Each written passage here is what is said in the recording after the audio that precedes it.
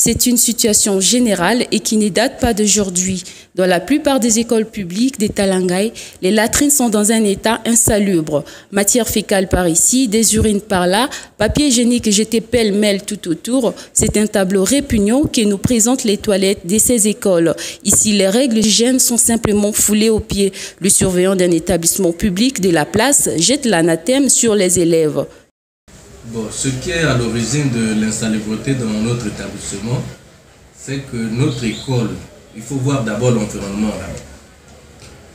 Nous avons dans notre lycée, le lycée Annette tout seul a plus de 8000 élèves. Le lycée de la Révolution, plus de 8000 élèves. Le CG le CG Annette là a plus de 5000 élèves. Donc nous n'avons que ces toilettes là.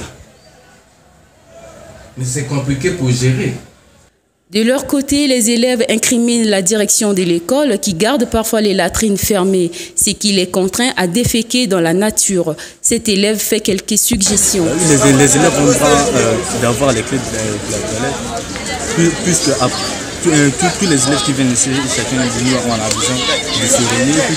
Il faut faire peut-être des groupes pour la propriété des toilettes. Le mauvais état des toilettes n'est pas seulement le fait des élèves et enseignants. Le mal vient aussi des populations riveraines et des passants qui, profitant du manque de murs de clôture et de portails de certains établissements, et utilisent ces lieux de zonce jusqu'à les salir. Nous avons des passants. Nous avons une cour. Donc, toutes les écoles privées de cette contrée-là viennent faire les pestes ici. Donc, il est difficile de contrôler ces toilettes-là. Bien, je dis, en premier lieu, il faut parler des patients. Quand l'école ne fonctionne pas, les gens profitent, les patients profitent. Les gens qui utilisent après les cours. Les lieux de zonce, partie intégrante des infrastructures scolaires, sont indispensables pour rendre agréable la vie à l'école. Aussi, enseignants et élèves réfléchissent-ils sur le système d'entretien à mettre en place pour maintenir l'environnement scolaire dans un état de salubrité irréprochable. Bon, les mesures qu'il faut prendre, il faut seulement prendre, il faut chercher quelqu'un